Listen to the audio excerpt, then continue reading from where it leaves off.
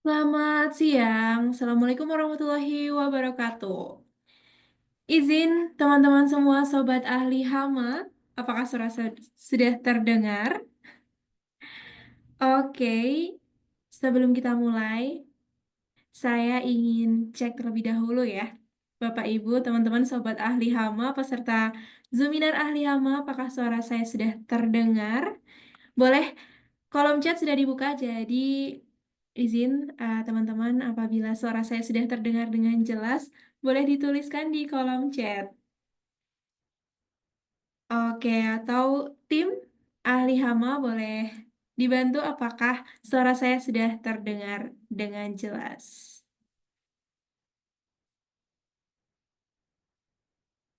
Kita cek terlebih dahulu ya. Oke, sudah terdengar dengan jelas. Alhamdulillah. Sekali lagi, selamat siang, selamat datang di Zoominar Ahli Hama, batch ke-36. Dengan tema pada siang hari ini yaitu Urban Pest Management in Marine and Cargo Industry. Baik, jadi kita akan membahas hama-hama yang ada di industri, marine, dan juga kargo. Nah, ada apa aja gitu ya, hama-hama yang ada di sana, lalu bagaimana cara untuk mengendalikannya nanti akan dibahas bersama dengan pemateri di ahli hama, yaitu ada Ibu Dr. Sri Smalinar, MSIMM, bisa kita sapa dengan Dr. Lin. Baik, sebelumnya, perkenalkan, saya Indah yang akan menjadi moderator pada Zoominar hari ini. Nah, Bapak Ibu yang mungkin sebelumnya sudah join di Zoominar Ahli Hama, sudah kenal begitu ya dengan saya. Selamat datang kembali Bapak Ibu, teman-teman semua. Dan yang baru join pertama kali saya ucapkan salam kenal Bapak dan Ibu semua.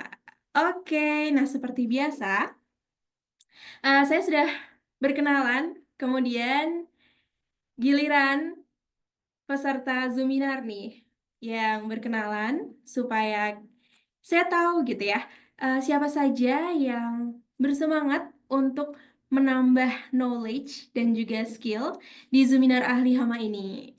Baik, kalau dilihat dari yang sudah menuliskan di kolom chat, ini ada Bapak Muhammad Salman Alfarizi, ada Bapak Kasno Ikari, ada Bapak Lutfian, Bapak Tobi, dan juga Bapak Agung. Nah, dari mana saja industrinya, serta tempat Bapak dan Ibu semua ini ada di mana gitu ya. Di siang hari ini sedang ada di mana, untuk domisilinya, kita berkenalan terlebih dahulu ya. Oke, karena tak kenal maka tak sayang.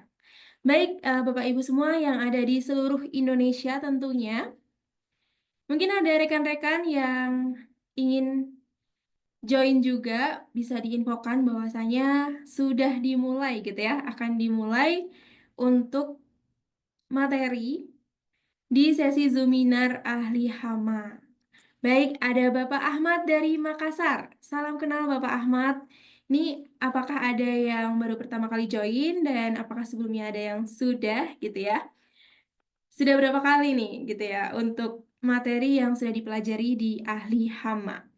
Kemudian saya ingin memperkenalkan juga ahli hama, apa ahli hama ini gitu ya.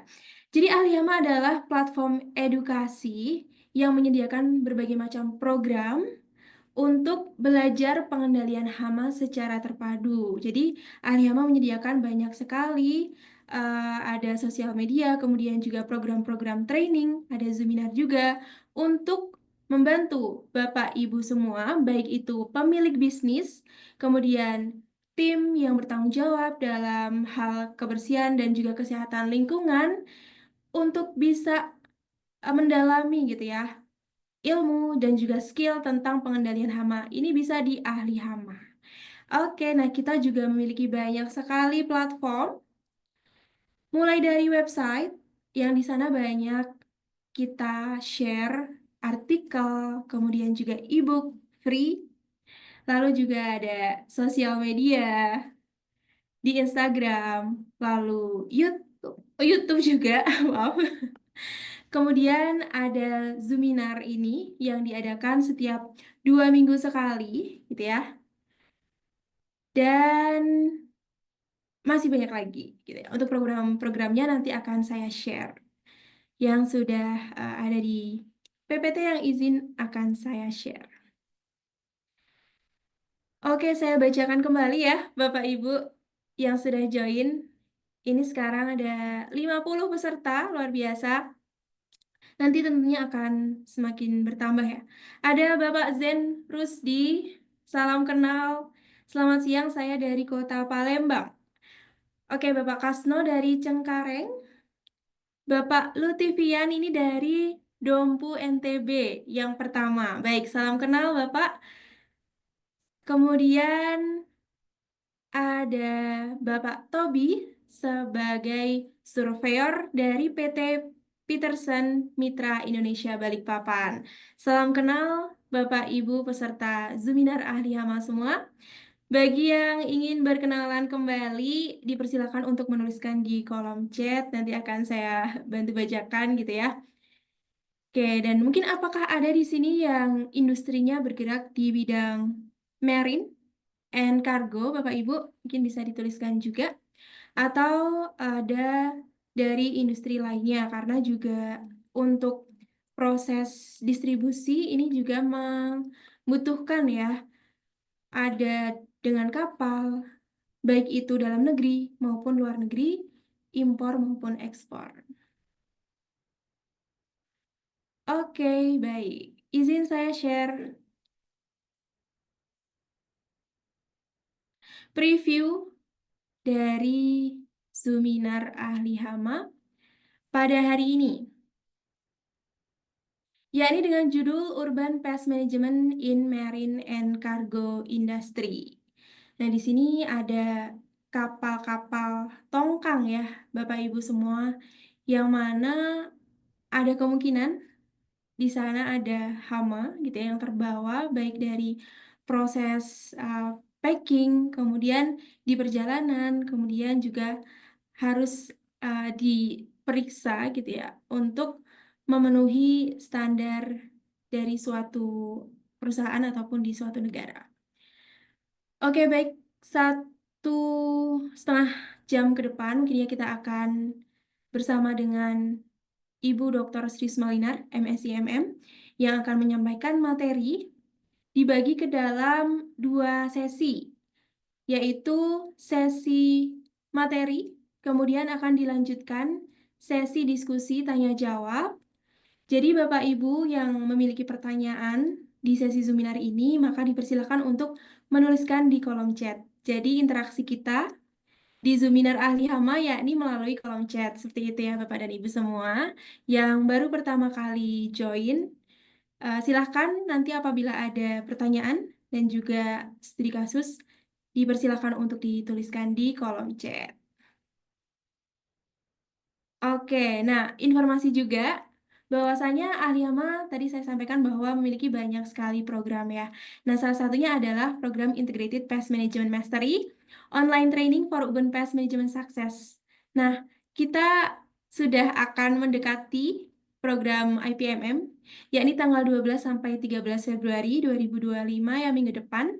Nah, kita masih membuka 5 seat lagi. Jadi, Bapak Ibu yang ingin mengirimkan timnya ataupun Bapak Ibu sendiri yang ingin menambah knowledge serta skill bersama dengan pest expert atau para ahli di bidangnya, yaitu ada Bapak Profesor Intan Ahmad PhD dan juga Dr. Lin, maka nanti bisa untuk menambah gitu ya, dan juga mengisi seat yang masih tersisa.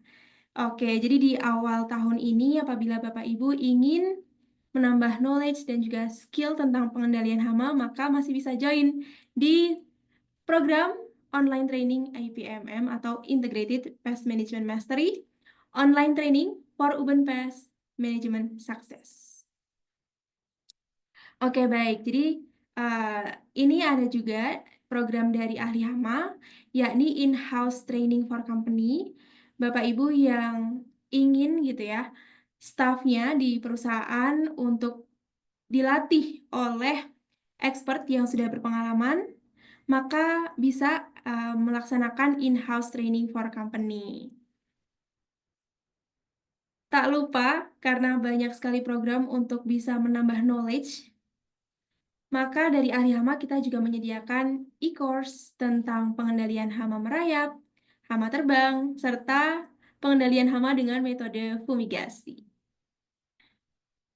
Oke, nah jadi karena banyak sekali program, maka kita menyediakan free konsultasi, baik itu nanti Bapak dan Ibu ingin bertanya tentang program IPMM, in-house, ataupun tentang e-course, maka dipersilakan, ataupun ingin menanyakan gitu ya, masalah yang dialami dan bagaimana solusinya, maka nanti dengan tim ahli hama bisa berdiskusi, free konsultasi selama 30 menit, nanti akan ada kontaknya, begitu ya, Bapak dan Ibu semua.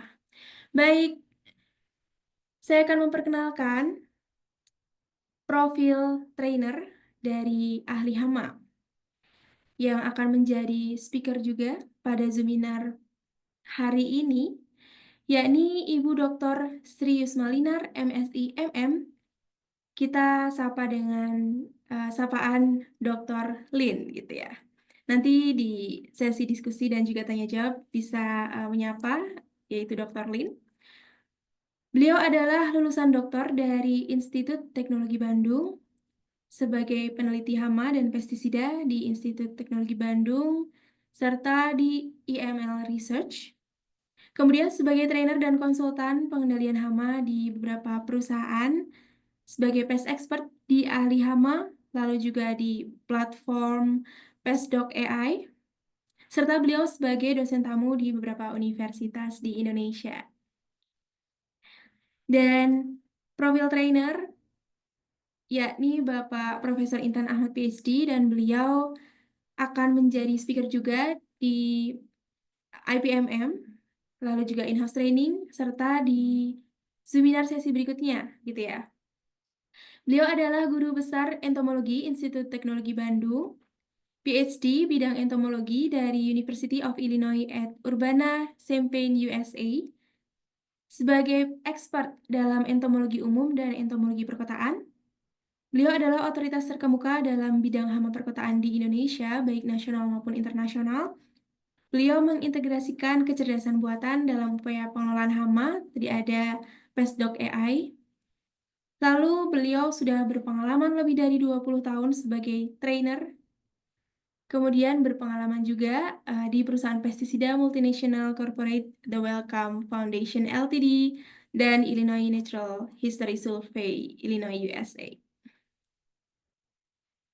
Oke, baik. Jadi itu ya, Bapak Ibu semua, untuk program-program yang ada di ahli hama, ini banyak sekali, bisa dipilih gitu ya, untuk sesuai dengan kebutuhan, baik untuk menambah knowledge, skill, kemudian Bapak Ibu pemilik bisnis yang ingin membuat in-house pest management, maka juga bisa dengan program di ahli hama, yaitu di Integrated Pest Management Mastery.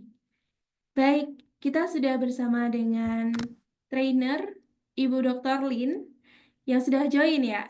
Selamat siang Dr. Lin, apakah suara saya sudah terdengar? Ya, selamat siang Mbak Indah. Suaranya Oke, sudah cukup jelas.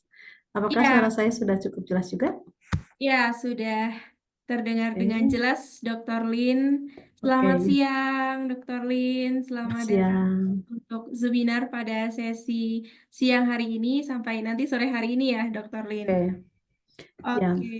betul Mbak Indah. Seperti yang sudah kita sampaikan bahwa Prezuminar ini memang didedikasikan kepada Bapak Ibu yang memiliki interest atau kepentingan bagaimana pengendalian hama ini penting dilakukan dan bisa oleh semua pihak.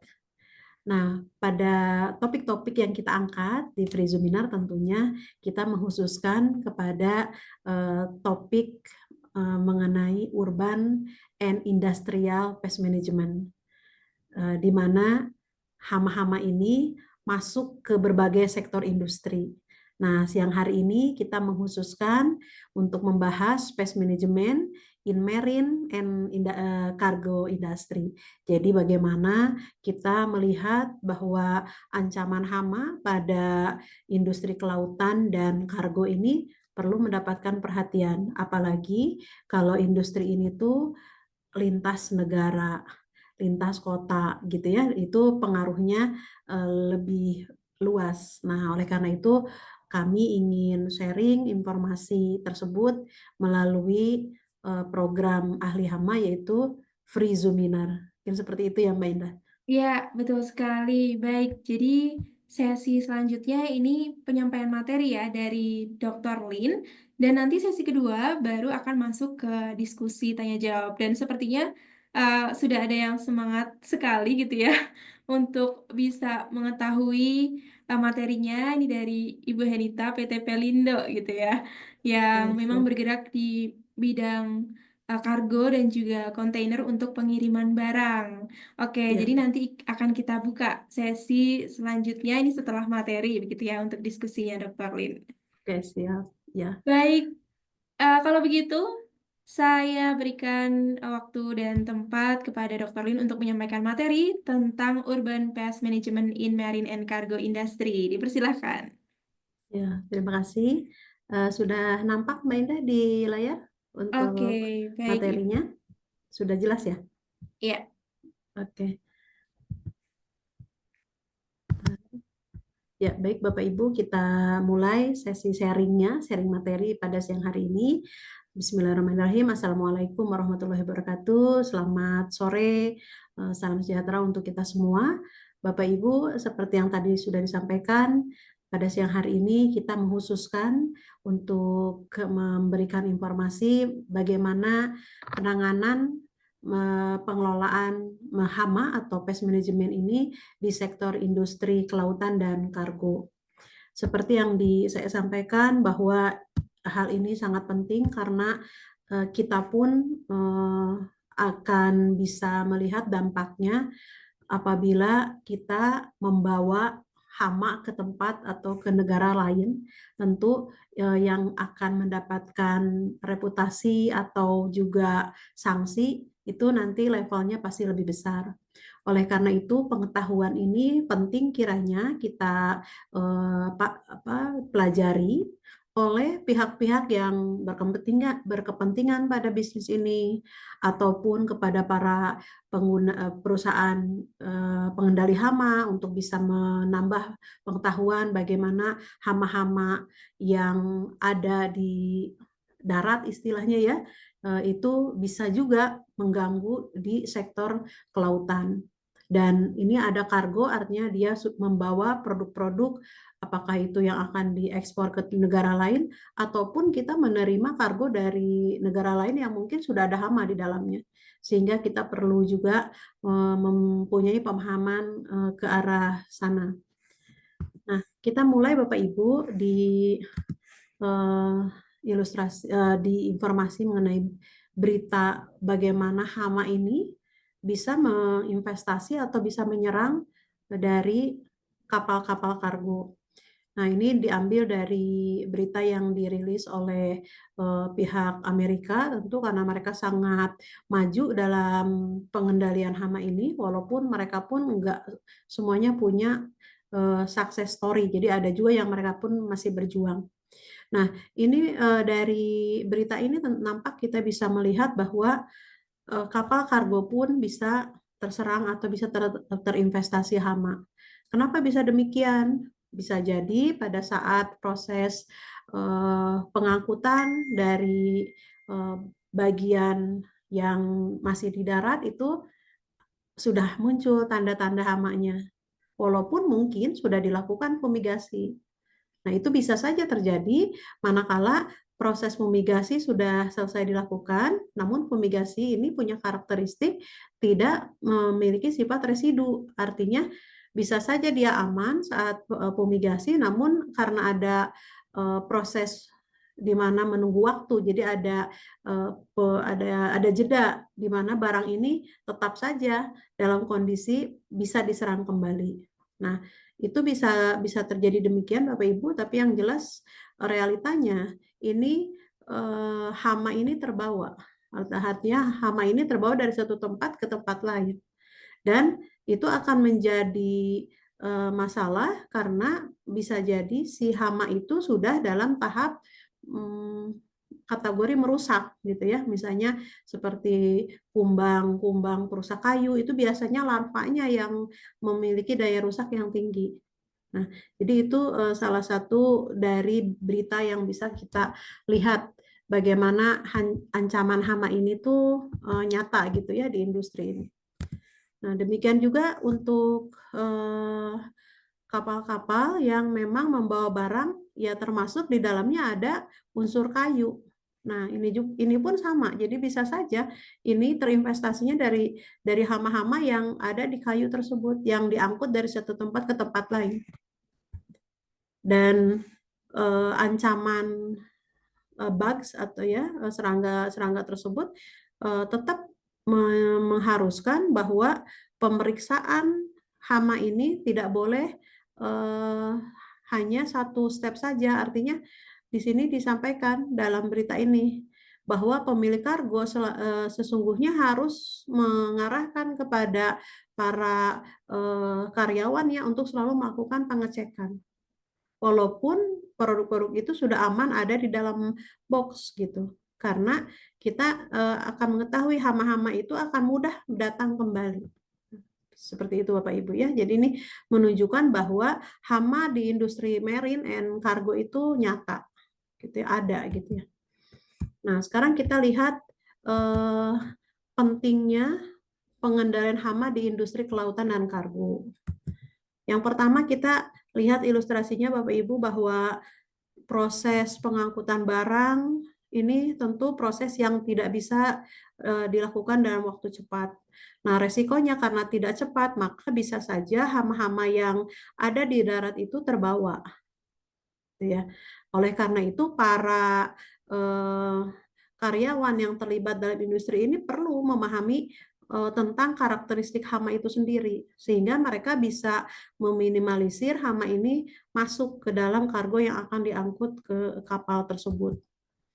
Nah, pengendalian kargo sangat penting di industri kelautan dan kargo ini sangat penting karena apa? Karena resiko investasinya yang tinggi yang nantinya bisa menyebabkan integritas, artinya kargo ini tuh orang akan menerima dengan nyaman atau tidak, atau dengan aman atau tidak gitu ya. Karena orang tidak mau nanti di tempat si penerima itu kargonya sudah ada hamanya. Nah, selain itu, selain mengganggu integritas juga bisa membahayakan keselamatan kapal. Nah, jatuhnya kalau hama itu banyak seperti tikus, itu daya rusaknya sangat tinggi. Dia bisa makan apapun yang mungkin bukan untuk dimakan oleh dia, melainkan digigit. Karena memang tikus memiliki perilaku yang namanya gnawing atau mengerat. Nah, supaya si giginya itu nggak tambah panjang.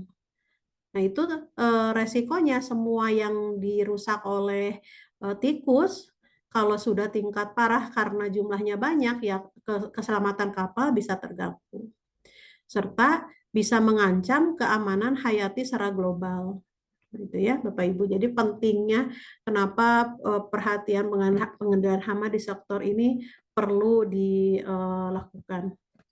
Nah, langkah-langkah pengendaliannya itu sebetulnya selain kita memastikan bisnis kargo ini bisa lancar, juga sebetulnya kita itu dalam rangka memastikan kepatuhan terhadap regulasi perdagangan internasional. Jadi regulasi untuk menjaga bahwa kargo ini bebas dari hama itu menjadi kewajiban yang tidak bisa ditawar-tawar di peraturan perdagangan internasional.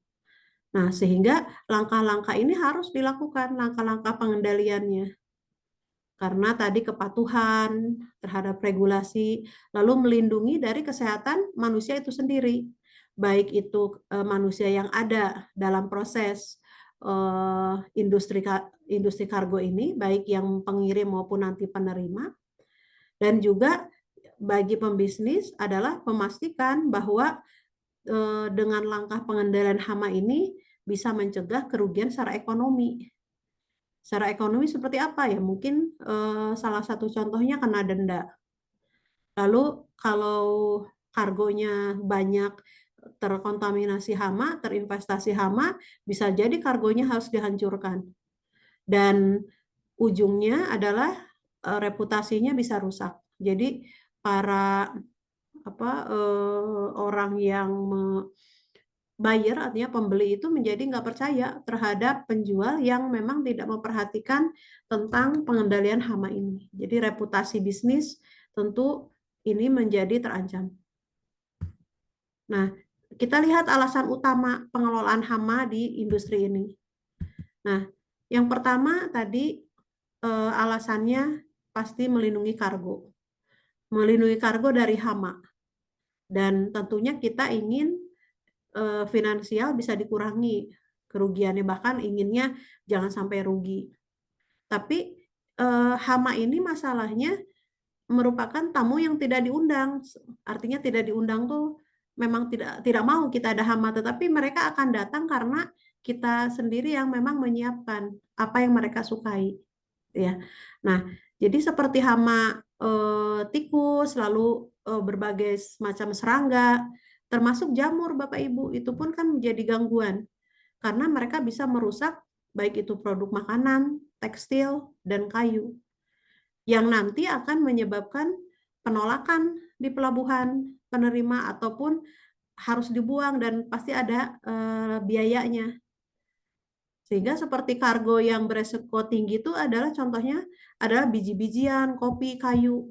Itu resikonya tinggi Bapak Ibu. Kenapa? Karena itu disukai oleh hama. Maka pengendalian hamanya itu sangat ketat. Nah, lalu yang kedua adalah kenapa apa alasan utama pengelolaan hama di industri ini? Ya tentu adalah menjaga keselamatan kapal dan kru. Nah, karena tadi si tikus ini dia bisa menggerogoti kabel listrik yang nantinya punya potensi menyebabkan kebakaran dan pemadaman listrik di kapal tersebut. Nah, kalau investasi atau serangannya di dapur kapal dan di sana juga kru juga melakukan aktivitasnya, kru bisa sakit dengan penyakit yang dibawa oleh tikus tadi seperti salmonellosis, leptospirosis. Ya, jadi kita tentu tidak hanya melindungi bisnis kita sendiri, tetapi orang-orang yang ada di dalamnya serta kapalnya harus juga diselamatkan kalau pengendalian hama ini dilakukan dengan baik. Yang ketiga adalah kepatuhan. Jadi kalau bisnis itu tentu para owner mengetahui, para manajer mengetahui. Kalau kita melakukan abai terhadap kepatuhan, terhadap regulasi, ya tentu ujung-ujungnya bisnisnya bisa di ban. Nah, kepatuhan terhadap regulasi, kita mengetahui bahwa undang-undang karantina itu sangat ketat, apalagi di negara lain. Mereka kalau sudah ada sampling adanya hama itu pasti kargo ditahan karena sudah bisa ada beberapa temuan yang menyebabkan kargo tidak boleh dibuka dan dikhawatirkan menyebarkan hama ke tempat penerima. Nah, jadi kalau dipaksakan, nah itu akan menyebabkan ketidakpatuhan itu ya denda pasti harus diterima, harus dibayar. Bahkan bisa saja pengirimannya ditolak, ya. Nah, udah jauh-jauh, biayanya sangat mahal, nyampe sana, nyampe negara penerima ditolak. Nah, itu kan pasti akan menyebabkan biaya atau bisnis menjadi terganggu. Atau bisa terjadi adalah keterlambatan operasi. Artinya kalau hamanya sudah banyak, itu dalam melakukan pengendalian pasti perlu waktu. Gitu. Nah, maka bisa terjadi delay dari waktu operasi tersebut gitu. Nah, jadi yang namanya regulasinya banyak Bapak Ibu untuk sektor industri ini. Mulai dari pedoman yang dikeluarkan oleh IMO, International Maritime Organization, WHO-nya, bahkan untuk produk-produk dari tanaman ada juga pedoman yang dikeluarkan oleh IPCC, International Plant Protection Convention. Ini sangat perlu perlu dipahami dengan baik oleh para pelaku bisnis yang ada di industri ini, termasuk kepada perusahaan pest control yang mungkin nanti diminta bantuannya untuk bersama-sama mengelola atau mengendalikan hama di industri ini. Jadi pedoman ini harus dipatuhi karena mereka menyusun dengan lengkap bagaimana hama ini harus dikelola, gitu ya Bapak Ibu. Nah, yang keempat adalah alasan utamanya mencegah penyebaran hama invasif. Jadi hama invasif itu hama yang sebetulnya nggak ada di ekosistem tersebut, artinya di tempat tersebut. Jadi hama asing yang baru. Nah, itu bisa menyebabkan kalau spesies invasif itu ada ke tempat baru akan mengganggu ekosistem dan juga pertanian. Misalnya contohnya kumbang perusak kayu yang masuk ke dalam produk-produk kayu yang dikirim. Nah, itu bisa menyebabkan asalnya di tempat penerima itu tidak ada hama tersebut menjadi ada. Nah, jadi kalau kita melakukan pengelolaan hama, tentu salah satunya adalah mencegah penyebaran hama invasi. Nah, memang ada tantangan-tantangannya dari dan resiko utama dari pengendalian industri kelautan dan kargo ini. Ya, tentu tantangan pertama adalah mobilitas hama yang tinggi dan penyebaran global. Artinya, hama yang menumpang pada kapal dan kargo itu sulit untuk investasinya itu sulit dilacak dan dikendalikan. Kenapa? Karena pelabuhan seperti Bapak Ibu ketahui bahwa lalu lintasnya sangat tinggi, tapi menyebabkan resiko masuknya hama tuh sangat besar peluangnya Bapak Ibu, ya karena kita nggak bisa menahan waktu dari kargo yang datang dan kargo yang keluar. Nah, ini menyebabkan tantangan tersendiri bahwa hama yang masuk ke sektor itu sangat besar, ya. Lalu tantangan kedua ada kesulitan deteksi dan pemantauan. Kenapa? Karena ruang kargo yang luas, lalu kontainernya sudah tersegel, tempat persembunyian hamanya itu menyulitkan pada saat deteksi dini gitu. Sedangkan tikus ini dan serangga memanfaatkan celah kecil pada kemasan dan ventilasi Bapak Ibu. Nah, ini yang tantangan di mana pengendalian hama di sektor ini tidak mudah, ya. Memang kesulitan deteksi dan pemantauan. Lalu yang ketiga tantangannya adalah kondisi lingkungan yang tidak menentu. Nah, perubahan suhu dan kelembaban itu tentu menciptakan kondisi ideal bagi hama. Jadi misalnya hama produk simpanan itu bisa dorman Bapak Ibu, dia bisa nggak perlu makan, tapi dia bisa seperti dia kalau istilahnya berdiam diri, tapi dia hidup posisinya di kargo, tapi pada saat situasi mendukung dia bisa aktif lagi. Nah, ini kemampuan adaptasi dari beberapa hama yang menyerang produk simpanan. Jadi dia tetap dorman, tetap dia bisa survive tanpa makan, tanpa minum. Tapi dia akan berkembang dengan baik pada saat kondisinya mendukung. Nah, lalu tantangan berikutnya adalah kepatuhan regulasi dan keterlambatan inspeksi. Jadi hukum karantina ini yang ketat pasti mengharuskan fumigasi atau perlakuan panas yang menyebabkan keterlambatan dan biaya tambahan. Ya Bapak Ibu. Nah, ujung-ujungnya kalau ketidakpatuhan itu bisa mengakibatkan kargo ditolak atau bahkan dihancurkan karena hamanya sudah sangat atau kategori tinggi. Nah, yang kelima adalah tantangan dan resiko utama pada pengendalian hama di industri kelautan dan kargo adalah terbatasnya opsi. Opsi apa? Opsi pengendalian di kapal. Kita kalau di darat itu pengendalian bisa bermacam-macam caranya. Apakah pengendalian yang sifatnya fisik, atau pengendalian yang menggunakan non kimia, misalnya dia dengan bahan-bahan yang sifatnya alami, tapi di darat masih bisa menggunakan pengendalian dengan kimia dan itu bisa disesuaikan. Itu kita kalau di darat. Tapi kalau di kapal ceritanya berbeda karena penggunaan pestisida itu pasti ada pembatasan. Kenapa? Karena alasan keamanan di mana di situ banyak produk-produk atau eh, barang yang akan dikirim serta ada manusia di situ pasti, ya.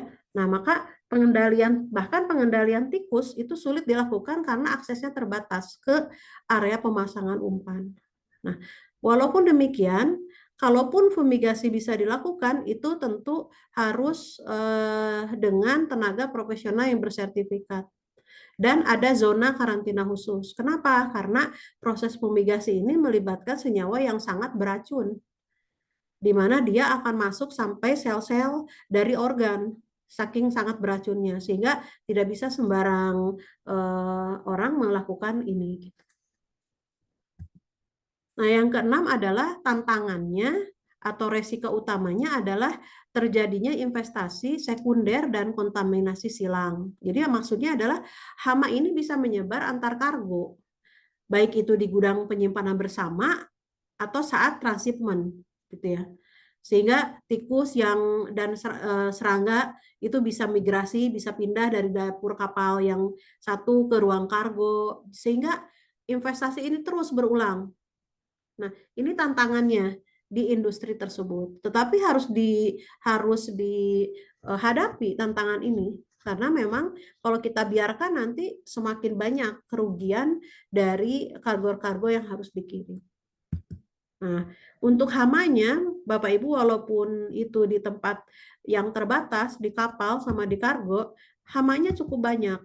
Kalau dari rodensia, ada tikus, ada mencit. Nah, resikonya ya apa? Barang yang disimpan itu bisa rusak, keselamatan kapal itu menjadi terganggu karena tadi tikus bisa makan apa aja yang dia sukai atau yang dia perlukan untuk melindungi giginya supaya tidak tambah panjang. Tapi resiko bagi pemilik bisnis adalah barangnya rusak dan kapal bisa juga rusak.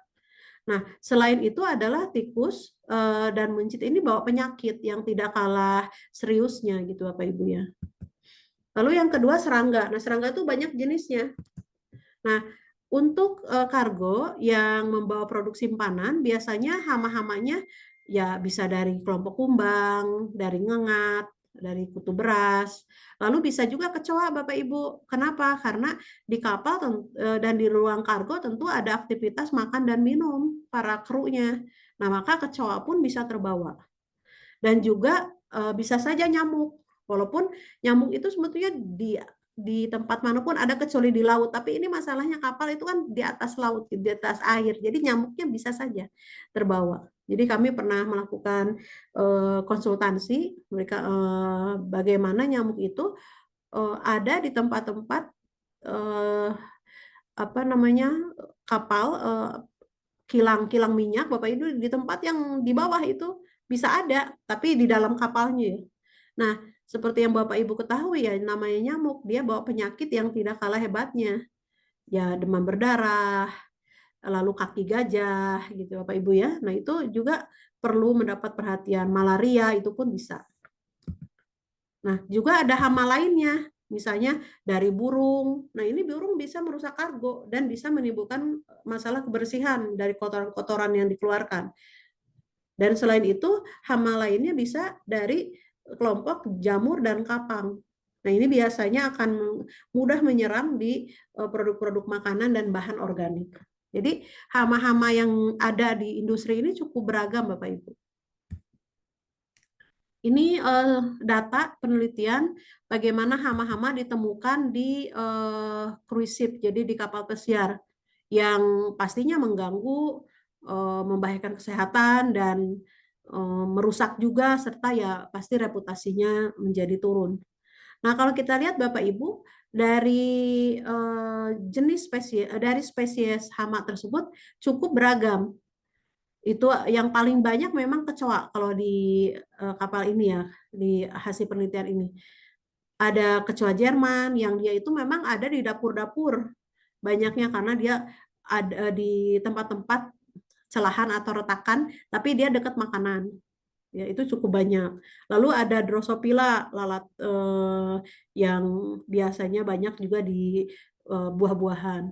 Lalu di Musca domestica, ya, lalat rumah. Nah, itu bisa bisa ditemukan. Ditemukannya di mana? Ya, bisa di tempat makan, bisa juga di gudang atau juga di kabin. Itu semua berpotensi untuk hama-hama itu datang. Nah, jadi semut itu udah jelas ya Bapak Ibu, karena dimanapun ada makanan, dan semut nggak selalu harus senang sama yang gula. Dia juga ada juga jenis semut yang justru senangnya di bahan protein yang mengandung protein. Ya. Nah, ini menunjukkan bahwa hama di kapal pesiar pun itu tetap mengancam, karena hama itu sekali lagi akan mengikuti apa yang disediakan oleh manusia itu sendiri. Nah, pertanyaannya kenapa bisa datang hamanya? Itu ya Bapak Ibu ya. Nah, kita bisa melihat bahwa titik masuknya di mana resiko dan faktor risiko di kapal kargo. Supaya kita tahu kenapa dia bisa datang. Nah, yang pertama tentu kita mengetahui aktivitas ekonomi secara global itu menjadi lebih mudah di era sekarang, sehingga penyebaran hama itu bisa sangat mungkin karena melalui rute global dari satu negara ke negara lain. Maka ini menyebabkan karantina di setiap negara pasti akan lebih ketat, karena si kapal kargo ini melewati berbagai zona iklim. Nah, jadi nanti hamanya yaitu tadi membawa hama melalui melalui apa saja, melalui kargo, kemasan, kontainer. Lalu seringnya berlabuh di pelabuhan itu ya pasti ada resiko Bapak Ibu, walaupun sudah difumigasi. Jadi tetap ada selalu potensi di mana kontainer ini terancam dari investasi hama baru. Lalu yang titik masuknya atau resiko hama di kapal kargo adalah melalui titik masuk umum. Maksudnya seperti apa? Nah, jadi kalau ruang kargo kontainer ini bisa masuk lewat sini. Jadi barang-barangnya terinvestasi. Ini bisa saja dari awal itu ada yang terlewat untuk dikendalikan. Ya, jadi dia sudah masuk dari dalam. Lalu bisa masuk juga di kapal tersebut di area penyimpanan makanan, di gudang makanan, serta di dapur. Yang nantinya pasti akan menarik tikus dan kecoa. Nah, kenapa ada ya? Karena di sini kan pasti para kru itu harus makan gitu ya. Nah, itu dapur-dapur di kapal ini potensi sekali. Gudang-gudang makanan berpotensi menarik sih tikus dan kecoa bisa hidup leluasa di sana. Lalu di bagian titik masuk umum apalagi yang hama itu datang adalah di bagian palet kayu dan kemasan. Nah, ini biasanya menyebarkan serangga perusak kayu dan jamur.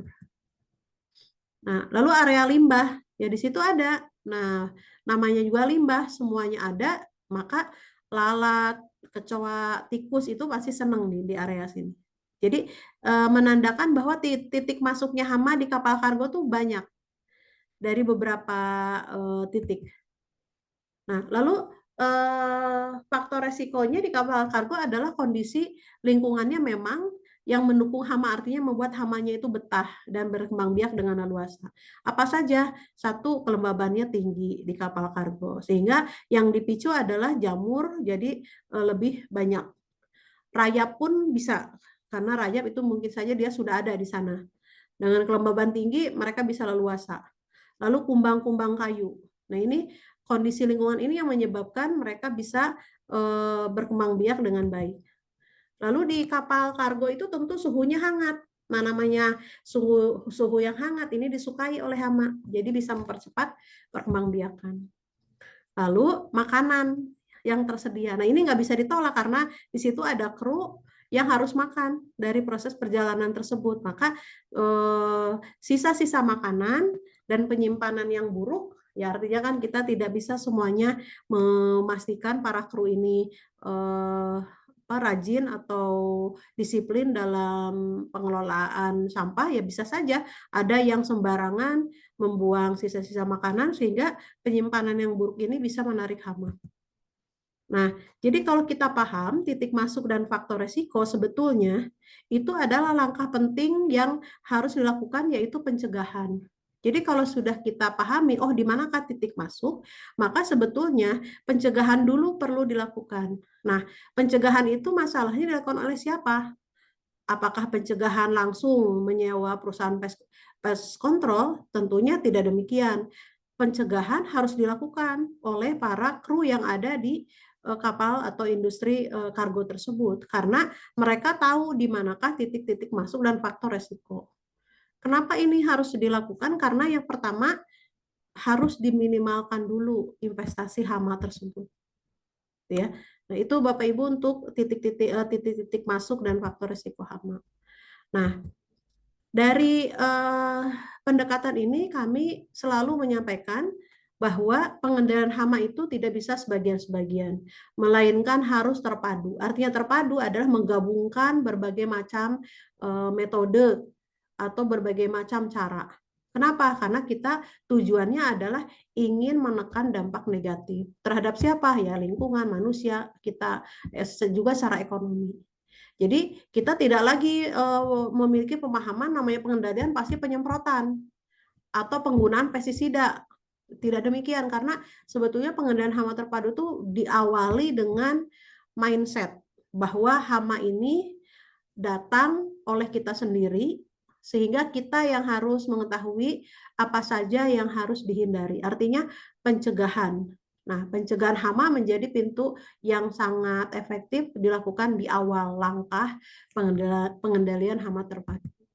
Nah, misalnya seperti ini Bapak Ibu, kita bisa lihat dari mulai pengepakan saat di darat, itu kalau para kru sudah dibekali pemahaman mengenai hama dan bagaimana cara pencegahan, tentu sudah mulai meminimalisir saat barang-barang itu masih ada di darat.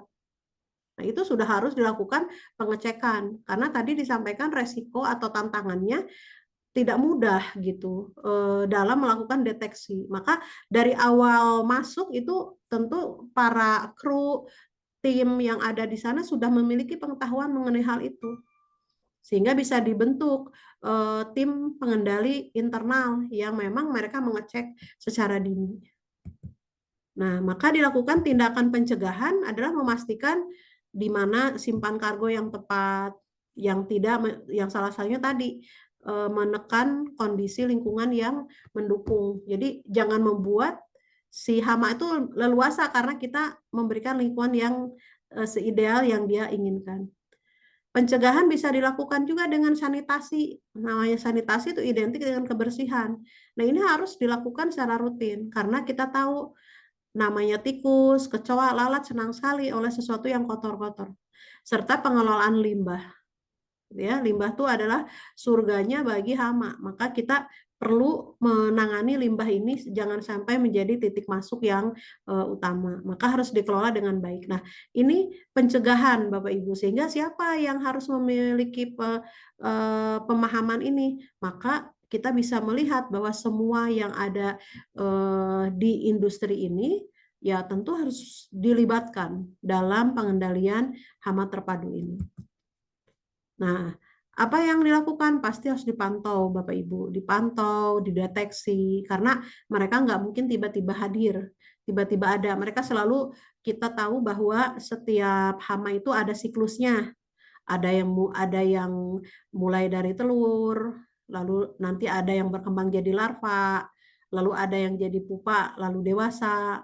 Ada juga yang tidak melewati pupa, jadi macam-macam, ya.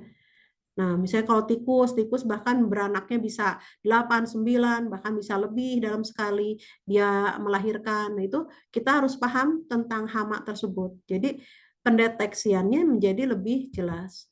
Nah, karena kita harus melakukan inspeksi, artinya pemeriksaan terhadap kargo yang datang, kapal yang masuk. Nah, di sini baru kita bisa lakukan untuk penggunaan umpan. Jadi umpan itu makanannya hama tersebut namun diberikan insektisida. Biasanya dosisnya lebih rendah kalau umpan. Tapi bisa juga dilakukan perangkap feromon. Jadi dia ada senyawa kimia yang justru narik datang tapi di situ mereka terperangkap dan mati. Bisa dilakukan. Jadi tidak selalu di situ ada penyemprotan.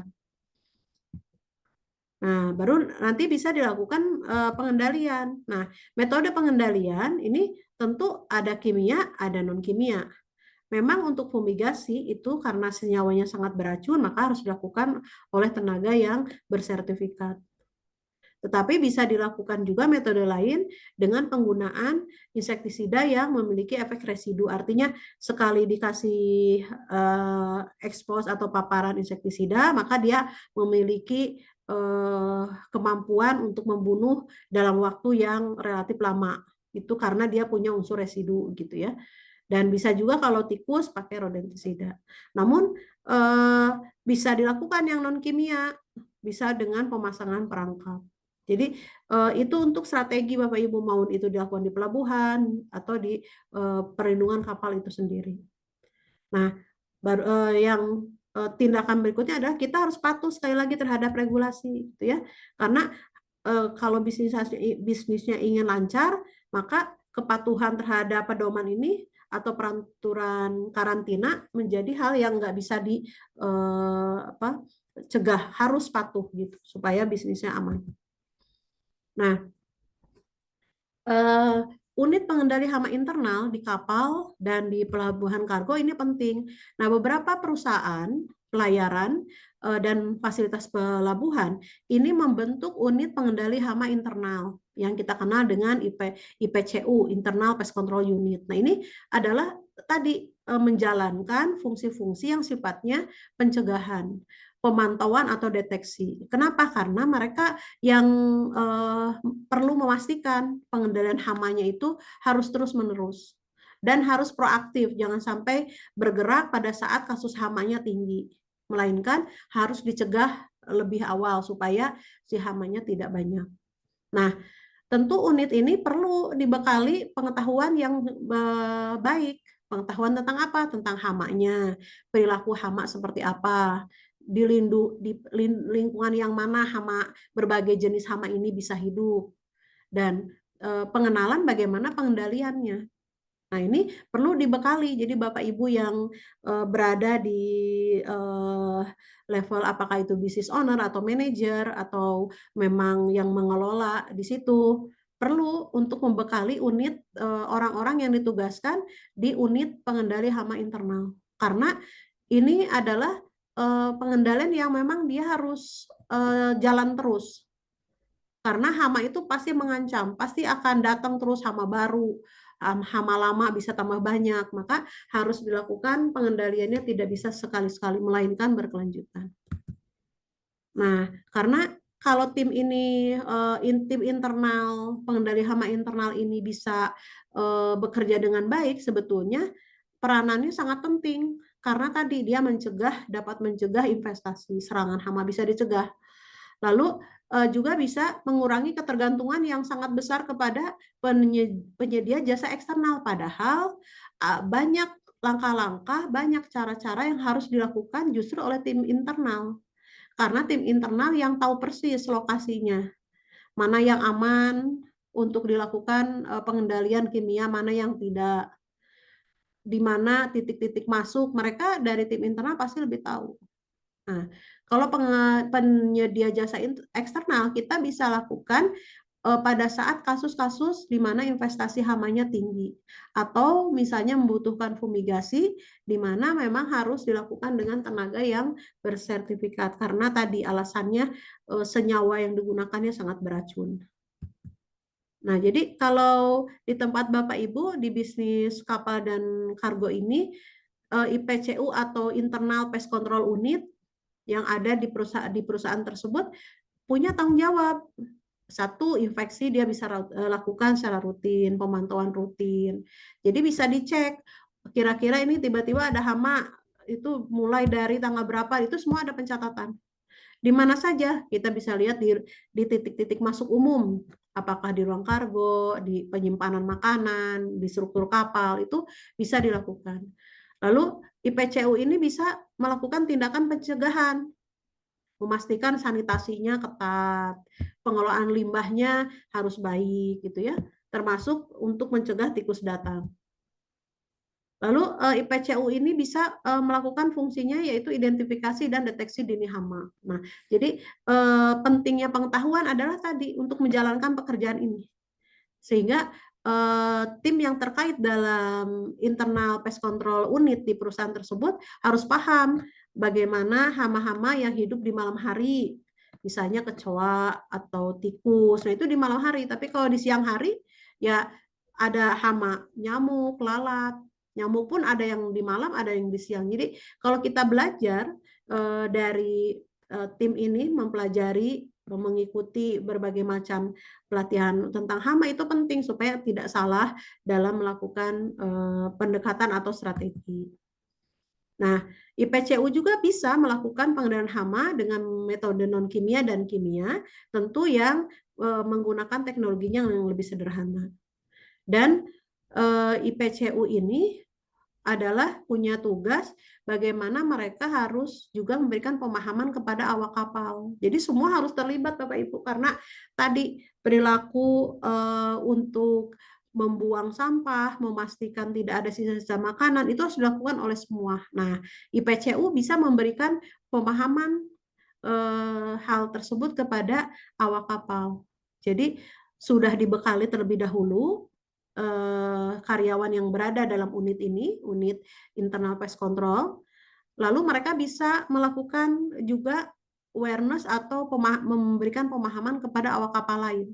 Karena pengendalian hama harus bersama-sama.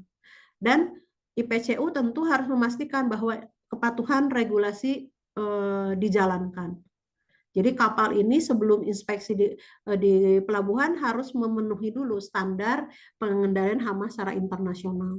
Dan ini suka dan atau tidak suka harus dipatuhi. Kalau enggak ya bisa tadi terjadi penolakan kargo yang dikirim. Nah, kapan atau apa batasan pemilik industri kapal dan kargo ini menggunakan jasa eksternal, menggunakan pest control eksternal, perusahaan pengendali hama. Kapan? Yaitu bila mereka menemukan situasi investasinya parah. Ya, artinya serangan hamanya parah karena dari awal sudah abai. Jadi walaupun IPCU melakukan pencegahan sehari-hari, layanan profesional eksternal itu tetap diperlukan dalam kondisi hamanya tinggi karena harus dilakukan fumigasi skala besar atau kondisi di mana diperlukan perlakuan khusus. Misalnya aplikasi bahan kimia terkontrol atau menggunakan pengendalian hayati misalnya gitu. Itu bisa bekerja sama dengan perusahaan pengendali hama eksternal. Tetapi ini pun harus berkoordinasi, harus kolaborasi dengan tim internal tim pengendali hama internal. Kenapa? Karena bisa tahu di mana titik-titiknya dan nanti pemantauannya secara berkelanjutan oleh IPCU lagi. Jadi pemilik jasa perusahaan pengendali hama eksternal itu melakukan yang tugas utamanya adalah bergerak pada saat investasi hamanya tinggi atau menengah ke tinggi sehingga perlu treatment penggunaan kimia.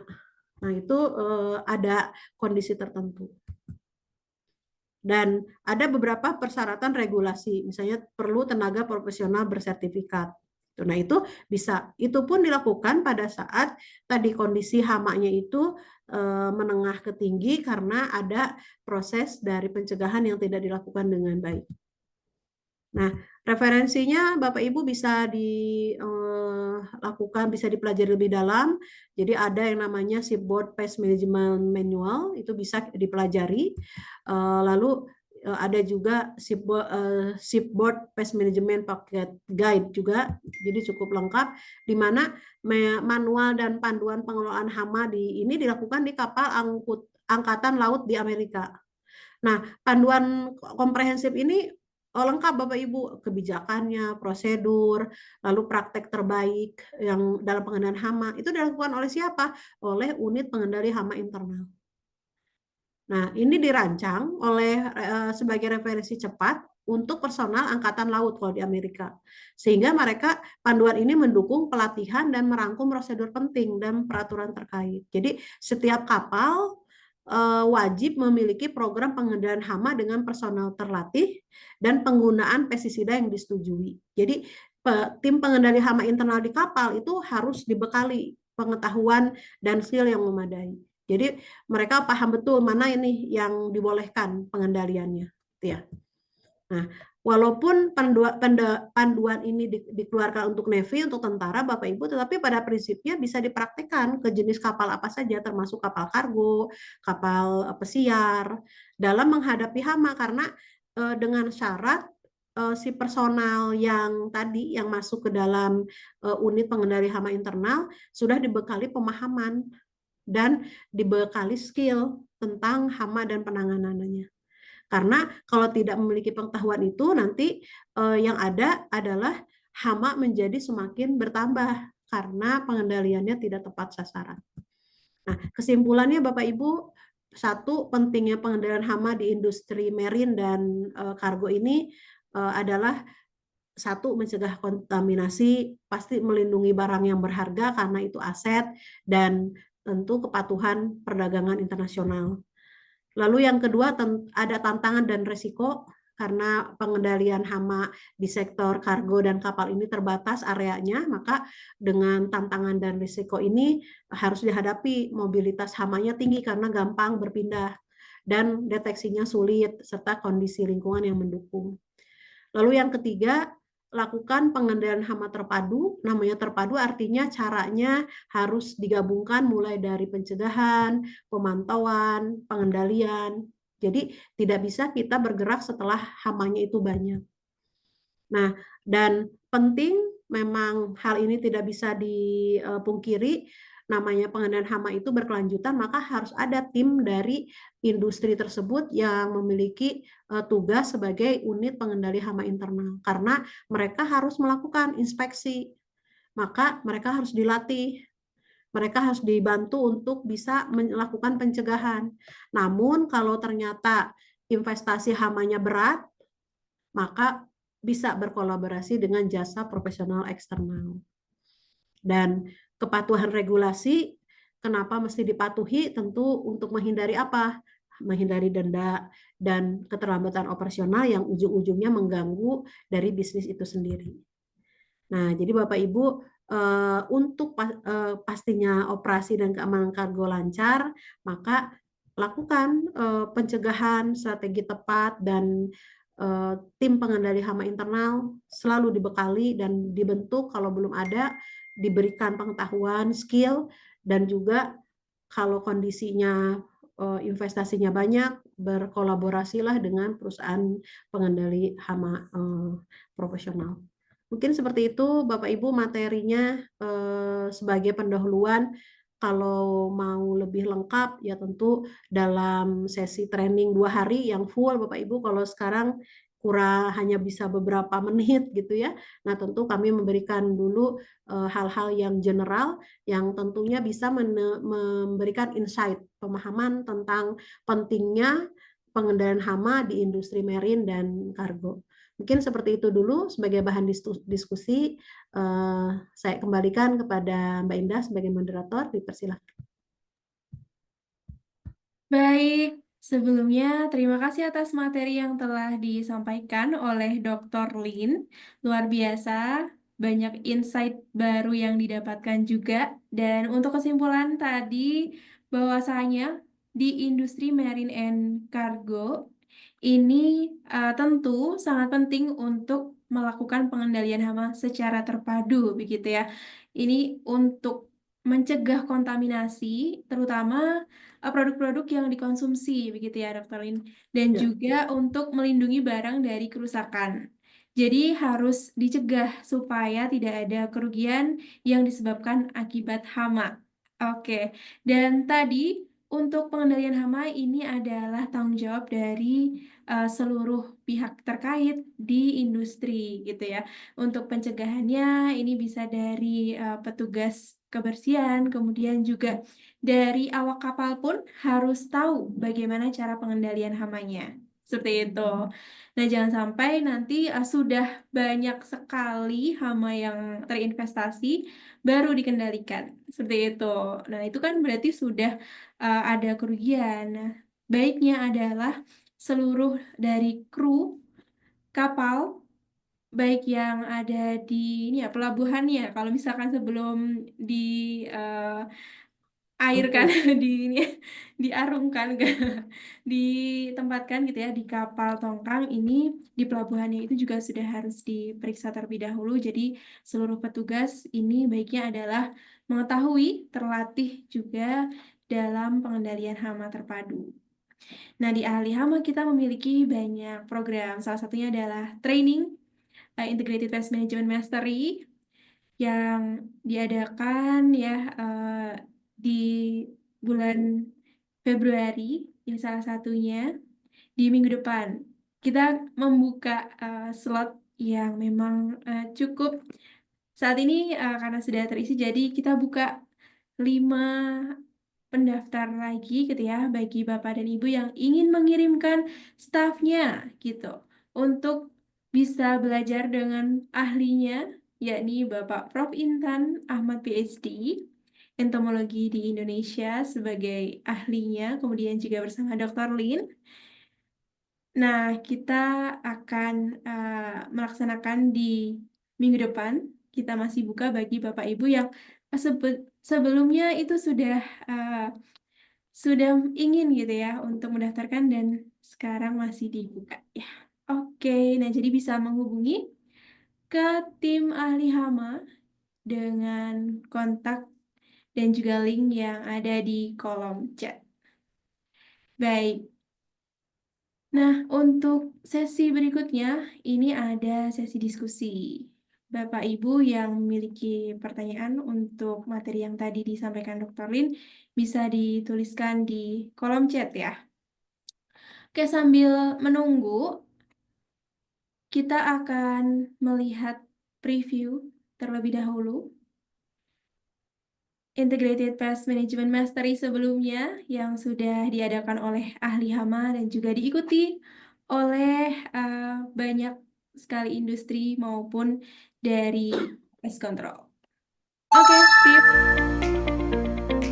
Kembali kalau kita bicara pengendalian hama, kuncinya adalah memahami biologi si hama ini. Rayap kalau dari bisnis pengendalian hama, seluruh dunia yang paling banyak mengeluarkan dana oleh para pengguna jasa itu adalah untuk pengendalian rayap. Untuk menimbulkan kematian itu harus mencapai dosis yang cocok.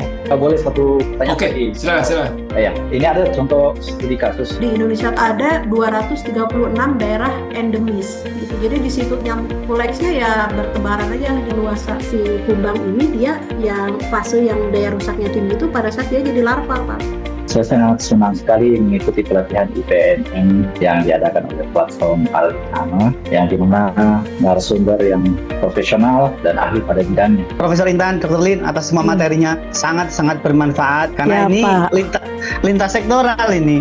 Iya. Pemahaman tentang pest control itu sangat jarang masalahnya. Kalau mencari informasi di internet banyak, tapi kan ya apa ya, yang langsung diampu oleh suhunya kan sedikit. Saya senang banget untuk hari ini sama kemarin karena banyak pengetahuan yang bisa didapatkan. Yang pertama kami mengucapkan terima kasih kepada Profesor Intan dan Dr. Lin yang telah memberikan pencerahan-pencerahan terhadap beberapa kasus yang kami hadapi. Kemudian juga memberikan kami yang pasti yaitu kepercayaan diri. Terima kasih kepada ahli hama, kesempatan untuk mendapatkan wawasan ini sangat berharga bagi saya. Jadi bagi teman-teman yang butuh informasi dan metode penanganan yang tepat terkait pengendalian hama, jangan lupa pastikan untuk bergabung dengan ahli hama.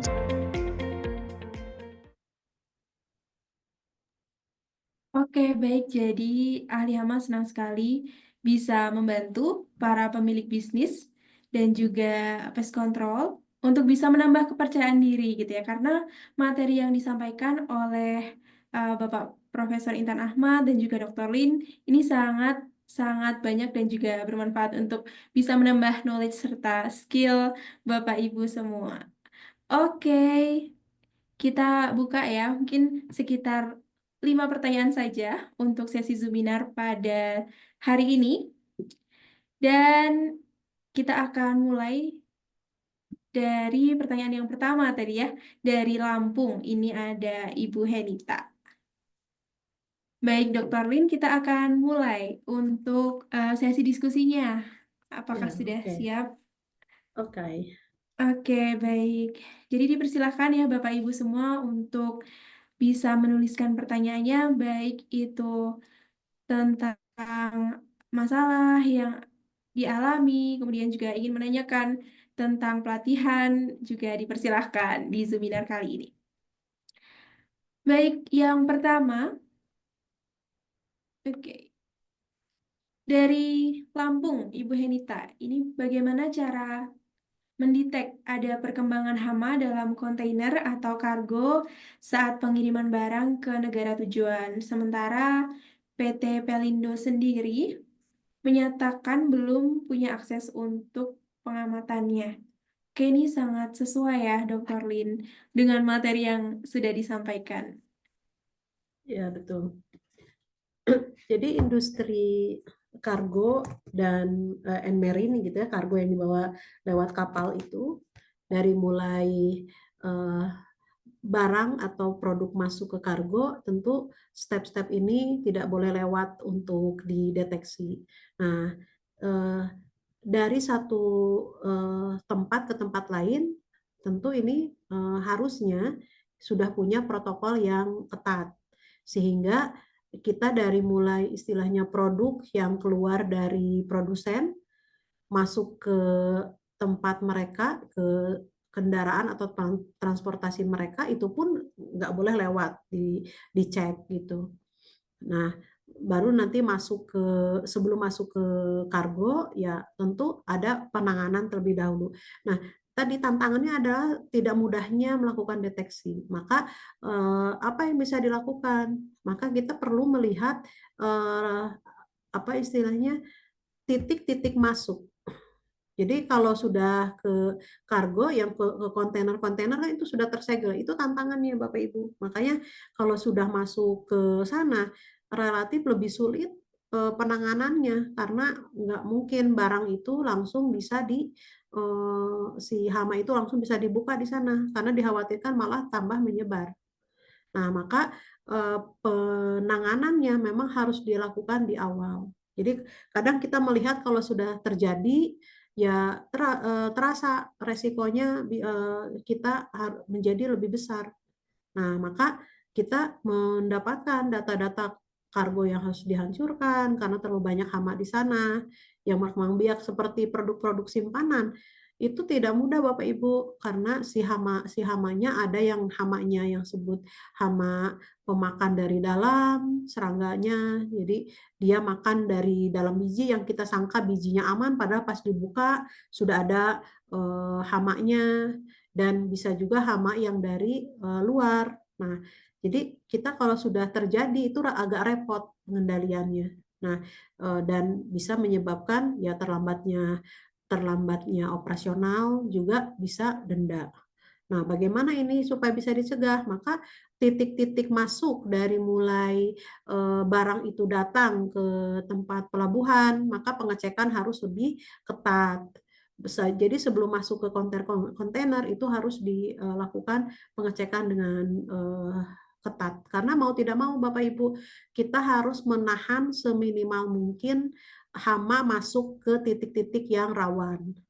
Karena kalau sudah ada di dalam kontainer tidak mudah. Nah, bagaimana dengan kapal yang membawanya? Nah, kapal juga sama sebagai tempat atau kendaraan yang akan bawa kontainer harus dipastikan pengecekan, pemantauan tadi yang saya sampaikan, hama-hamanya cukup banyak yang sebetulnya diundang oleh para kru atau awak kapal. Maka mereka harus diberikan pemahaman yang kuat, pemahaman yang memang bisa saja dibuat tadi yang disampaikan dalam materi adalah dibuat tim IPCU-nya, tim pengendali hama internal, tim pest control internal, istilahnya seperti itu. Mereka yang harus bertanggung jawab melakukan deteksi itu. Jadi kita nggak bisa mengeceknya di ujung. Jadi kalau di ujung ya biasanya ya kita akan menerima resiko yang besar, penolakan dari kargo atau bahkan dihancurkan apabila hamanya terlalu banyak. Nah, jadi cara deteksi ini harus dilakukan. Nah, mungkin di PT Pelindo bisa mengecek kembali kebijakannya seperti apa. Yang jelas memang yang urgent atau yang krusial adalah menutup atau meminimalisir titik-titik masuk hama gitu. Dan faktor resikonya tuh seperti apa yang harus dicegah, misalnya kondisinya nggak boleh lembab, lingkungannya, lalu suhunya jangan hangat karena itu disukai. Jadi suhu panas itu disukai oleh hama berkembang biak. Nah, maka kita akan padukan tadi pencegahannya seperti apa yang harus dilakukan, sanitasi ketat, pemantauan, sudah kelihatan enggak tanda-tanda hamanya, karena hama itu bisa dikenali tanda-tandanya. Jadi nggak mungkin hama tuh simsalabim langsung ada gitu ya di situ, jadi selalu ada tandanya. Maka kalau unit pengendali hama internal itu dibekali ilmu, dia udah tahu nanti, oh ini tandanya seperti ini, jejaknya seperti ini, gitu ya. Nah, itu perlu diberikan pemahaman melalui pelatihan-pelatihan atau training. Seperti itu ya.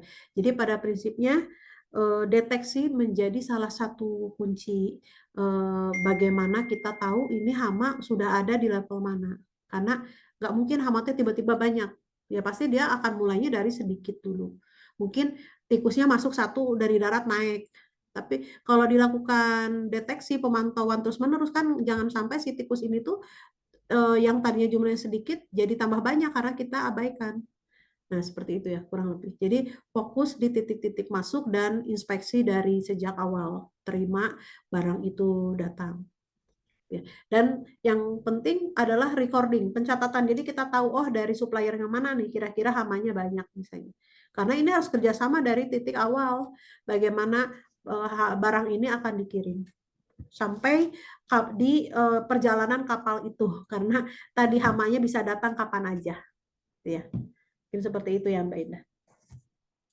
Oke, baik. Jadi bahkan sebelum di dalam kapal pun itu juga sudah harus ada inspeksinya, begitu Iya, ya? betul, betul. Ya, termasuk upaya-upaya pencegahan. Jangan Iya. sampai si hama itu datang dan dia bisa nyaman berkembang biak di sana. Iya. Ya, ya, Oke, baik. Terima kasih Dr. Lin atas ya. jawabannya. Oke. Pertanyaan dari Ibu Herita ya. Oke, sudah terjawab. Kalau begitu kita lanjut ke pertanyaan Ibu Fanya. Seringkali pihak pengimpor menemukan beberapa kontainer kayu terinvestasi rayap. Nah, serangan rayap tidak cuma merusak produk kayu di pelabuhan yang sama, mengakibatkan kerugian 20% dari total kargo. Apakah perlu meng-hire tim pengendali hama yang baru di area perusahaan? Oke, nah ini real begitu ya untuk case yang terjadi. Ya. Jadi kalau ditemukan terdapat temuan di kapal atau di kargo itu kayu-kayu yang terinvestasi rayap, berarti sesungguhnya ada pengabaian saat inspeksi di awal, karena rayap itu dia tinggal dalam kayu itu bukan tinggal yang kayak bukan tinggal sebentar, jadi sesungguhnya dia udah lama di kayu itu. Nah, jadi beda dengan semut ya Bapak Ibu, semut kan dia bisa migrasi dari satu ke tempat lain itu cepat. Kalau rayap itu tidak demikian. Jadi kalau ada kayu-kayu yang terserang rayap di kapal tersebut, nah bisa jadi kalau itu kayu baru adalah dari bawaan saat kayu itu diangkut. Nah, bagaimana caranya? Ya tadi balik lagi, kalau sudah level pengendalian di rayap, apalagi sudah di kayu, harus dilihat dari tingkat keparahan investasinya. Karena kalau produk kayunya jadi rusak semua itu nggak bisa ketolong Bapak Ibu, karena akan sangat besar biaya pengendaliannya apabila menggunakan pestisida kimia, gitu, pestisida sintetik. Sudah mahal dan belum tentu menolong. Karena dari penelitian yang dilakukan, kalau sudah masuknya kepada rayap-rayap jenis rayap yang untuk rayap kayu kering atau kayu basah itu tidak mudah pengendaliannya kalau sudah investasi tinggi. Nah, apalagi di kapal itu pasti bawaan dari yang dibawa, ataupun misalnya kapalnya sudah dari kapalnya misalnya si rayap itu, berarti pengendalian di kapalnya tidak jalan selama ini. Nah, jadi untuk rayap itu kasusnya sebetulnya dia udah kasus bawaan.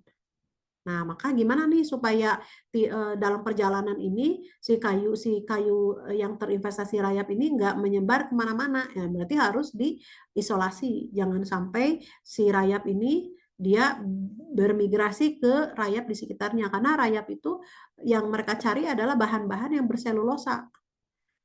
Beda dengan kecoa atau lalat yang dia bisa makan apa saja, gitu ya. Tikus bisa makan apa aja. Nanti kalau rayap tuh enggak, bahan-bahan yang berselulosa termasuk kertas, uang juga bisa. Pokoknya dia bahan yang berselulosa, apalagi kayu gitu ya, Bapak Ibu. Nah, jadi itu kasus kalau yang di kayu yang terinvestasi. Nah, apa yang dilakukan? Kalau misalnya masih di darat, belum berlayar istilahnya si kapal, ya tentu harus segera dikeluarkan dari situ. Nah, tinggal pengendaliannya dilihat balik lagi tingkat investasinya. Kalau masih bisa diselamatkan, ya berarti lakukan pengendalian dengan cara apakah itu difumigasi, walaupun resikonya mahal pasti, atau masih bisa dengan pengendalian insektisida yang beresidu. Nah, gitu ya. Tapi kalau umpan nggak cocok kalau di sektor industri ini karena harus mobilitasnya tinggi. Nah, itu bisa dilakukan, tapi kalau sudah tingkat parah, udah itu sudah di upkir, itu sudah dibuang. Nah, itu ruginya kalau kita tidak menangani rayap itu dari awal, karena kalau sudah nggak ketolong tuh sayang. Bisa sih dilakukan kimia, tapi sayang biayanya besar, tapi belum tentu efektif. Ya, seperti itu ya Mbak Indah. Oke, baik. Nah, terkait dengan pertanyaan Ibu Fanya gitu ya, tentang hama rayap. Nah, ini di online training Integrated Pest Management juga akan dibahas secara detail tiap hamanya, begitu Ya, Bapak dan betul. Ibu, sobat ahli hama semua. Jadi di Integrated Pest Management Mastery ini akan dibahas tiap hamanya, begitu ya. Ya, betul. Dan karena memang masalah yang ada ini tidak hanya satu hama saja, seperti itu. Ya. Oke, Dan kalau rayap begitu kita ini yang akan paling tinggi ya ininya, biaya yang dikeluarkan paling tinggi karena tidak mudah untuk rayap. Nanti dalam training dibahas secara lengkap. ya baik. Suara saya sudah aman Ya, aman izin sekarang. ya. Mungkin ada sedikit tadi terputus. Baik, terakhir pertanyaan dari Ibu Fanya ya terakhir. Oke. Selanjutnya ini dari Samsung SMA356E. Ya, pertanyaannya apa, Mbak Indah? Ya, tidak ada namanya ya. Jadi saya bacakan saja pertanyaannya. Sumber utama investasi hama sampai masuk ke dalam kapal dari mana ya? Ya, Seperti ya. berikut, Dokter. Ya.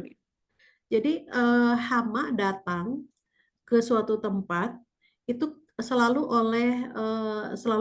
disebabkan oleh 3 faktor. Hama datang ke suatu tempat pasti diundangnya oleh 3 faktor. Yang pertama ada makanan, yang kedua ada sumber air, dan kita berpikirnya airnya nggak banyak ya Bapak Ibu. 1 tetes bagi kecoa itu banyak. Contohnya ya. Lalu yang ketiga adalah tempat perlindungan, tempat mereka sembunyi. Nah, masalahnya di industri marine and cargo ini semuanya ada. Tempat untuk bersembunyinya banyak karena tentu banyak tumpukan barang. Lalu makanannya, dari mana makanannya? Bisa jadi dari produk yang dikirim ataupun dari makanan-makanan yang disimpan di gudang-gudang makanan di dalam kapal, ataupun dari sisa makanan yang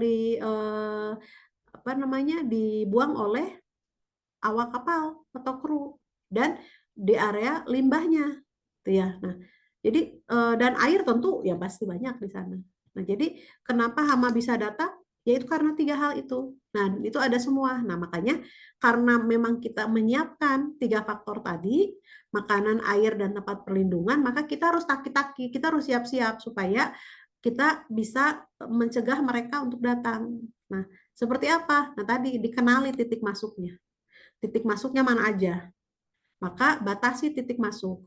Lalu faktor resikonya, misalnya kondisi lingkungan, itu harus dicek. Lalu jadwal sanitasinya harus ketat.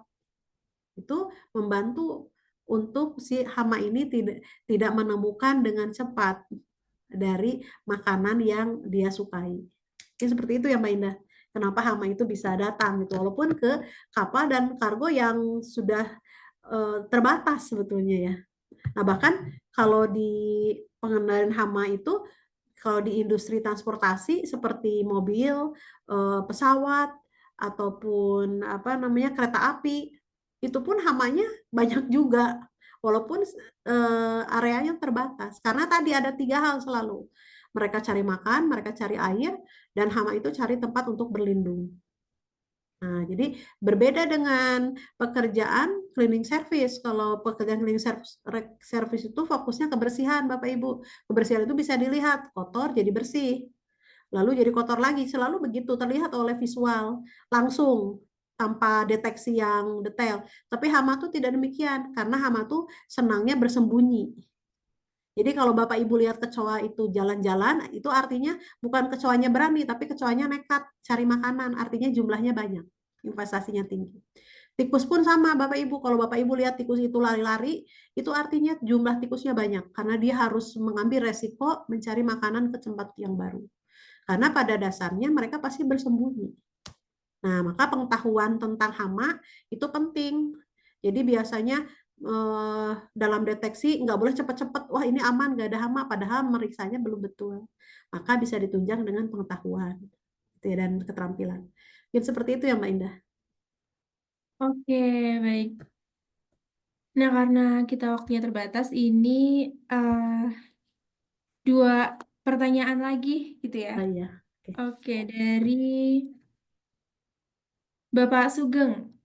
Izin bertanya, saya penanggung jawab di industri kargo. Saat monitoring, saya sering melihat serangga di dalam kargo. Apakah yang harus saya lakukan?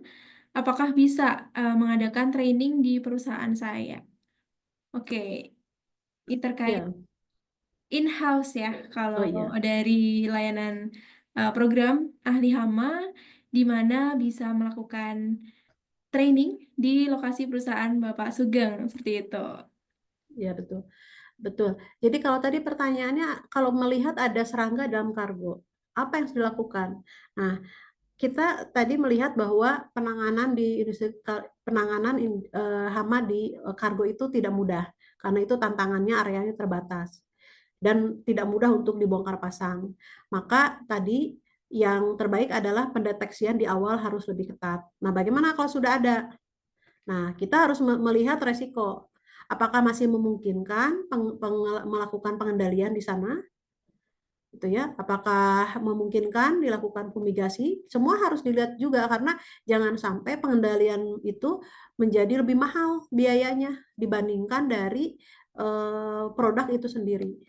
Nah, karena tadi mengobati atau mengendalikan jauh lebih mahal. Nah, jadi harus dipertimbangkan Bapak Ibu, Bapak dalam hal ini.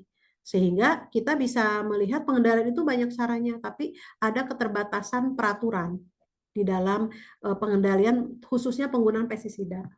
Seperti itu. Nah, jadi memang harus melihat kasusnya, tetapi pengendalian itu penting, artinya masih bisa diselamatin apa enggak. Nah, kalau bisa ya bisa lakukan tadi fumigasi atau penggunaan pestisida yang terbatas. Nah, itu harus kita berikan dulu pengetahuan dan skillnya, jangan sampai nanti terjadi kontaminasi. Apalagi kalau produk yang dikirim yang sifatnya bahan makanan atau makanan, gitu ya, itu tentu harus hati-hati. Nah, sehingga untuk kasus-kasus hama di industri-industri ini, kami selalu dari platform ahli hama menawarkan lebih baik pelatihannya in-house, artinya sesuai di tempat Bapak Ibu, sehingga kita bisa melatih secara spesifik tentang gangguan atau tantangan hama di tempat Bapak Ibu. Ya, seperti itu ya Mbak Indah. Oke, jadi ini ada setelah pertanyaan Bapak Revan ada pertanyaan Ibu Miftahul Janah. Jadi setelah Iya. satu pertanyaan ada satu pertanyaan terakhir begitu ya. Oke. Izin. Ya. Dari Bapak Revan, ini mohon izin bertanya apakah hama bisa bersih 100% apabila dilakukan pengendalian dan pembasmian secara berkala. Terima kasih. Ya. Jadi kalau kata 100% itu artinya ibaratnya bisa dilakukan tapi dalam waktu sementara, Pak. Kenapa? Karena sekali lagi 3 faktor makanan, lalu air, lalu tempat pelindungan akan selalu ada. Maka yang harus dilakukan adalah pengendaliannya berkelanjutan. Mungkin hama yang saat itu ada bisa Pak bersih, tapi apakah kita bisa menjamin hama baru datang dari luar? Nah, seperti itu. Jadi pengendalian hama saat itu bisa kita 100% dengan kolaborasi dengan perusahaan pengendali hama, tim internalnya terus melakukan deteksi, terus melakukan pencegahan bisa, tapi apakah itu bertahan? Tidak, karena ancaman hama baru pasti ada. Nah, maka yang dilakukan dalam pengendalian hama itu berkelanjutan, proaktif, nggak bisa kita berhenti. Maka supaya industri atau sektor bisnis tidak selalu bergantung 100% kepada perusahaan pengendali hama, karena mereka juga mempunyai keterbatasan, tidak bisa masuk ke tahap-tahapan pencegahan. Itu yang punya kuasa adalah yang punya area bisnisnya. Nah, maka lakukanlah kolaborasi. Dari sisi unit pengendali hama internal dibentuk, dibekali pengetahuan dan diberikan tupoksi atau prosedur yang jelas bagaimana bertanggung jawab terhadap pengelolaan hama secara berkelanjutan dan proaktif. Tidak boleh dia lakukan dari sejak awal mencegah hama itu bisa berkembang biak, dan itu harus terus menerus. Nah, nanti berkolaborasi dengan perusahaan pengendali hama internal kalau kasusnya berat, di mana penggunaan pestisidanya harus dilakukan oleh yang profesional. Nah, seperti fumigasi. Jadi, seperti itu ya Mbak Indah, semoga bisa menjawab pertanyaan Bapak. Iya, oke. Terima kasih. Tadi dari Bapak Revan ya, terkait apakah hama bisa bersih 100%. Oke, baik. Terakhir dari Ibu Miftahul Janah. Izin bertanya, Coach, jika kutu yang muncul pada produk kedelai di jasa penyimpanan, apakah karena kelembapan juga? Oke. Ya. Jadi kalau kutu sudah ada di dalam ya. Jadi tadi disampaikan ada hama gudang yang memang sifatnya internal feeder. Jadi memakan dari dalam produk. Misalnya kita lihat beras misalnya di dalamnya aman, pas dibuka oh itu kok ada ini ya keluar tuh si larvanya gitu, atau bahkan yang sudah jadi gitu ya si dewasanya. Nah, jadi bisa saja mereka dari awal sudah ada gitu ya. Walaupun kita melihat bahwa harusnya ini sudah saat ada fumigasi di awal ya di darat, harusnya aman nih. Tapi kan kita nggak tahu bagaimana fumigasi itu dilakukan dan seberapa semua nggak ada yang terlewat. Tapi yang jelas kalau sudah ada di dalam itu berarti sudah lama. Nggak mungkin tiba-tiba di dalam kapal dia masuk ke dalam gitu ya Bapak Ibu. Biasanya kalau sudah jadi produk tuh biasanya tadi sudah ada dulu, sudah ada penanganan di awal. Tapi kalau ternyata ada di dalam, itu bisa saja terlewat pengendaliannya saat di darat. Nah, itu sekali lagi menjadi ciri, menjadi tanda atau resiko apabila dibuka sampling, ya kita khawatir itu bisa diinikan gitu, bisa ditolak. Nah, bagaimana nih kalau kita nerima barang dari negara lain? Nah, maka ada karantina yang memang harus memiliki pegawai-pegawai harus memiliki pemahaman yang sangat kuat tentang hama gudang ini, karena harus diisolasi dulu, jangan sampai produk-produk yang terkontaminasi hama bercampur karena mereka mudah nanti berpindah. Nah, itu treatmentnya pasti berbeda. Seperti itu ya Mbak Indah. Oke, baik. Terima kasih banyak Dr. Lin atas jawaban yang telah disampaikan. dari pertanyaan-pertanyaan Bapak Ibu peserta Zoominar Ahli Hama. Nah, karena memang di Zoominar ini waktunya terbatas, tapi sepertinya pertanyaannya ini juga detail gitu ya. Ada pertanyaan tentang rayap, lalu kutu. Tenang Bapak Ibu semua, karena apabila Bapak Ibu sendiri ini ingin menambah knowledge serta skill ataupun ingin timnya gitu ya. Di sini ada penanggung jawab, kemudian juga business owner. Nah, ini bisa juga mengirimkan staffnya untuk mengikuti pelatihan Integrated Pest Management Mastery. Nah, yang terdekat ini di tanggal 12 sampai 13 Februari 2025, ini kita masih membuka Bapak Ibu. Apabila memang membutuhkan untuk waktu dekat ini bisa mendapatkan sertifikat untuk pelatihan dan juga menambah knowledge pengetahuan tentang hama-hama yang ada gitu ya di industri Bapak Ibu semua gitu ya. Jadi untuk kesuksesan dari pelatihan hama terpadu atau untuk Urban Pest Management Success ini ahli hama memberikan program yakni Integrated Pest Management Mastery bersama dengan Bapak Profesor Intan Ahmad PhD serta Ibu Dr. Lin. Nah, kita masih membuka untuk 5 ya, Bapak Ibu, teman-teman semua. Apabila ingin join, maka bisa hubungi tim dari ahli hama yang ada di kolom chat. Serta bisa berkonsultasi terlebih dahulu gitu ya, tentang masalah hama yang dialami. Oke, baik. Jadi linknya ini ada https://sid/daftar IPMM.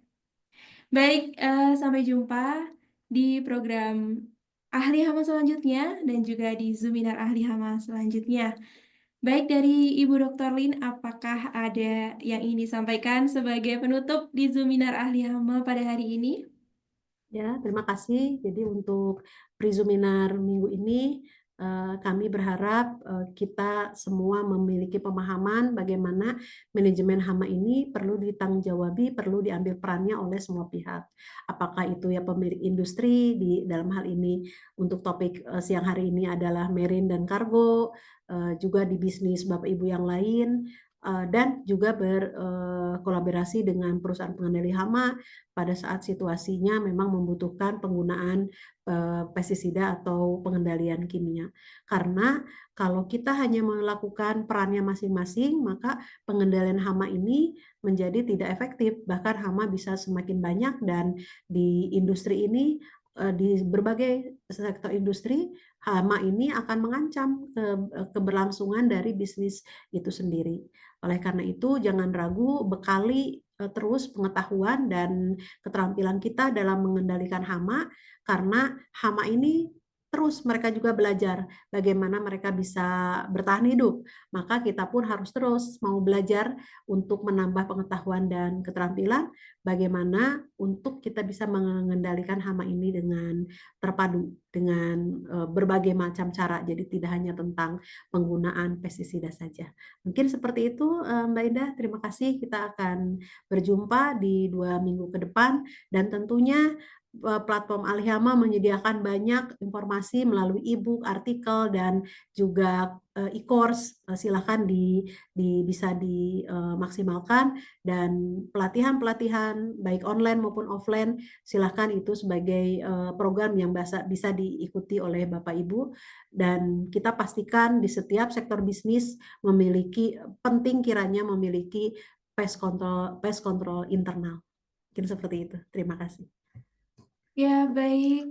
Terima kasih kepada Dr. Lin atas waktu dan juga ilmunya yang sangat bermanfaat. Kita akan bertemu kembali untuk Zoominar di 2 minggu ke depan ya, Bapak Ibu peserta Zoominar semua, Sobat Ahli Hama. Jangan lupa untuk mengikuti sosial media Ahli Hama, baik itu di Instagram, lalu juga TikTok, YouTube, serta bisa selalu mengecek website Ahli Hama karena di sana akan terupdate gitu ya, jadwal dari Zoominar, kemudian juga artikel-artikel serta e-book yang free. Oke, untuk info-info program pelatihan Ahli Hama bisa menghubungi ke admin Ahli Hama. Baik, dari saya sekian. Terima kasih atas waktu dan juga perhatiannya. Semoga bisa memberikan manfaat ya pada Zoominar di hari ini. Sampai jumpa, saya tutup. Wassalamualaikum warahmatullahi wabarakatuh. Waalaikumsalam warahmatullahi wabarakatuh. Terima kasih semuanya. Terima kasih. Saya Indah, pamit undur diri.